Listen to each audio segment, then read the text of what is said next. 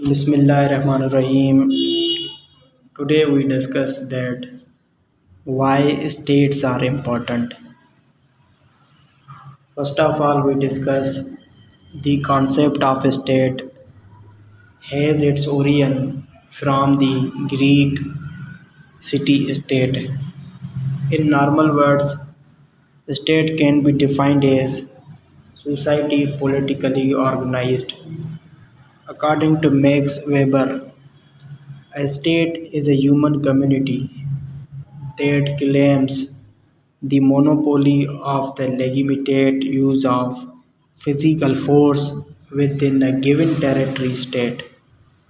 A state can be identified by four constituent elements: population, territory, government, sovereignty. State is important because it is only legitimate authority to take decisive actions that will govern a big human community. No other institutions has such power. Today it is important because every nation state has its government which is characterized of that state, and this government represents that state across the world. Some of the important purpose performed by the state in modern times are as follow. Public welfare. What is public welfare? Since the ancient times, Indian and foreign philosophers had been emphasizing that the aim of the state was public welfare. As a matter of fact, the state were organized for common welfare. The aim of the state was to maintain law and order and promote common welfare. People elect Mainz as their leader on the condition that he would try his best for promoting their welfare, and in return he would get from the people the one-sixth of the land revenue, a few commodities, and he would impose a few taxes on the people. Plato and Aristotle also maintained the aim of the state was public good and moral welfare. After that, almost all the political thinkers have been supporting this view. Thus, the aim of the state is to promote public welfare. The second purpose of the state, the maintenance of law and order. In most parts of the world, it has been the aim of the state to protect the individuals, to ensure the security of their life, and to promote the law, to maintain the law and order among them. State was organized for maintaining law and order. Thus, from very beginning, it has been the sole aim of the nation to maintain law and order. People can't live in the absence of the state or government. They can't live because their life and property are insured in the absence of state. The individuals and socialists also support this view. Third purpose of the state, social welfare. The aim of the state is not confined to maintenance of law or order alone, but it lies in promoting the social and economic welfare of the state. These days, the state aims at eliminating almost all the evils of society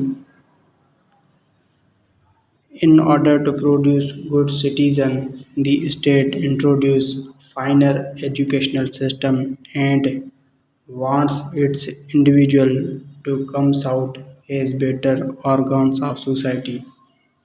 Almost all the states are making progress in their respect. For example, many laws were framed by the government in order to eliminate such evils of society as children marriages, dowry system, and untouchability, etc.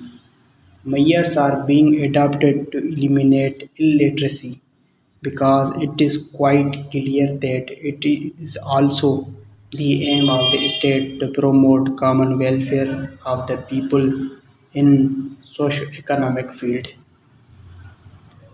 The fourth purpose of the state establishment of justice. For the smooth running of the society, establishment of justice is essential. Otherwise, the doctrine of might is right will prevail and every body of life and property will be prevail. The state frames the law of the security of life and property of the people. The lawbreaker are tried and punished by the judiciary and due to protection is given to citizens of the state. The fifth purpose of the state economic welfare. Modern states adopt measures for eliminating poverty.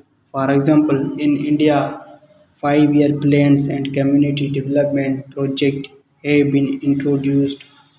This lead to increase in national income and to the rise of the standard of living. Sixth purpose of the state political welfare. The state also aims at the political welfare of the people. For this purpose, the state gives some fundamental rights to the people. Same has been done in India. In India, citizens enjoy the right to violate, and every Indian citizen of 25 years of age has right to constant elections either for legislature or for parliament. Seventh purpose of the state necessity of state. The point discussed above show us very well the urgency of the state. The state is badly needed for the public good, maintenance of law and order, social welfare, establishment of justice, income, economic and political welfare of the people.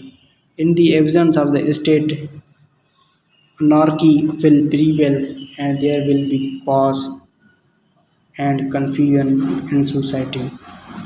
Because this the progress of the individual is not possible in the absence of the state. Development of the human personality is possible only in the well-ordered life. Individual can't even think of his progress in the condition of threatening danger to his life. In such condition, advantages of culture and civilization is not possible, and therefore state is badly needed for smooth running of human life. State not only aims at the maintenance of law and order but provide individuals with opportunity of making progress. State aims at imparting justice and protect the weak against strong. Thus, it is quite clear and state is badly needed for the overall advancement of the individual. In the absence of the state, human life will be unbearable and a person will degenerate into that terrible state of the nature which has been described by Hobbes. Study of statecraft compasses all actions that contribute to governing a nation and conducting diplomatic affairs. Statecraft can be divided into subcategories based on different sectors. Economic and military statecraft are common examples. Entomology Berimina describe economic statecraft as any use of economic means to purchase foreign policy goals, including both positive and negative approaches, expanding on that thought, supplying foreign countries with financial aid would be example of positive economic state, while negative example may be introducing embargo that would restrict domestic companies from trading with a specific foreign state. In a similar sense, military statecraft involves using military resources in a positive or negative manner to address national interest. Regardless of the issue being addressed, statecraft is used to inform decision-making process that lead to important government decision. Statecraft has been studied and practiced by economists and notable political figures for centuries, and those who are most effective in statecraft are known as statesmen. In the 20th century, heads of the state such as Winston Churchill and Theodore Roosevelt applied statecraft techniques to advance their nation's interests both domestically and abroad. Churchill was known for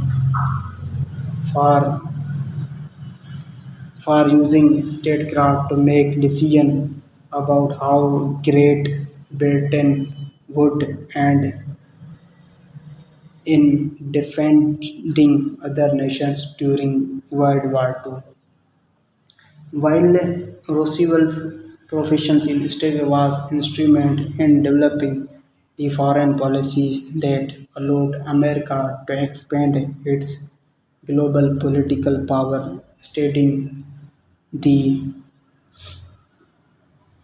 studying the accomplishing of successful statesmen like these can help students understanding what proper statecraft looks like in practice.